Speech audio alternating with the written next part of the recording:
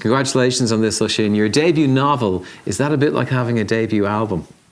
Yeah, I mean, it's been coming for quite a long time now. I started working with publishers actually like nearly 2 years ago now. When you spend so long with a project, there's, inevitably times during which you have a lot of doubts or you feel it's not really working or it's never going to work. So to have had like a really positive reaction is really, really lovely and encouraging. So for our viewers, a quick synopsis?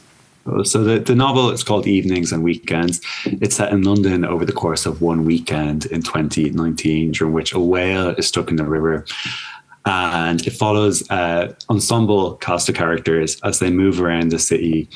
And for all of those characters in different ways, it's a big kind of life-changing weekend, which comes to a head as they move towards a big, quite explosive party on Saturday night, during which lots of secrets are revealed.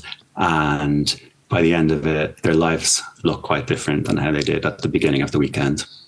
What really struck me is you've two generations of play. One, the younger generation, swamped with choices.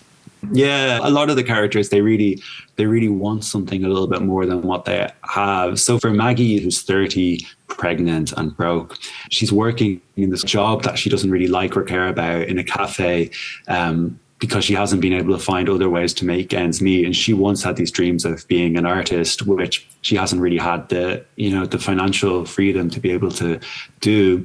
And I think for most of the characters, they find themselves in similar dilemmas, imagining these much more expansive versions of what their life could be. And they find themselves at these impasses that involves making some painful decisions. And then there's the older generation, Rosalind. She doesn't have time.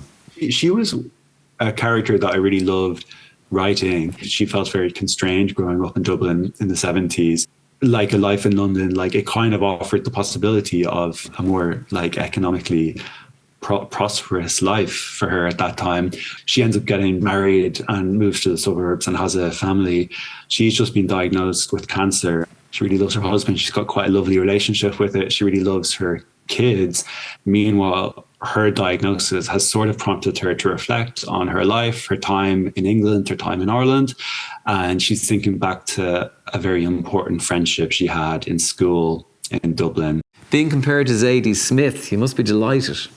Yeah, no, so pleased with that. And her work generally, I mean, I've loved it for years. I feel really influenced by it in like loads of different ways. So yeah, I feel very, very honoured to be compared to her. So when did you actually start writing? I think I started wanting to be a writer probably when I was around 7. Really when I was a teenager, I started writing poetry. But slowly from that, a sort of like more of a kind of like craft developed over time. And then from that, I started making theatre work. And eventually, when I was 27 or 28, I started writing this book. And did you get much encouragement? I had like 2 really brilliant teachers. My art teacher, Miss Nolan, and my English teacher, Mr. Downey, were like hugely encouraging. It is actually just like, life-changingly huge at that age to hear encouragement from somebody that you respect. So I was really lucky to have that. Well, congratulations on this. I think it's fantastic. What next? The main thing that I'm working on at the moment is a second book. I mean, there's lots of other things I'd like to do. I mean, would love to do some TV stuff at some point. But at the moment, the main thing is writing the new book. Well, congratulations on this. I think it's absolutely wonderful. And great talking to you today, Oisín. Yeah, thanks so much for having me. Great to talk to you.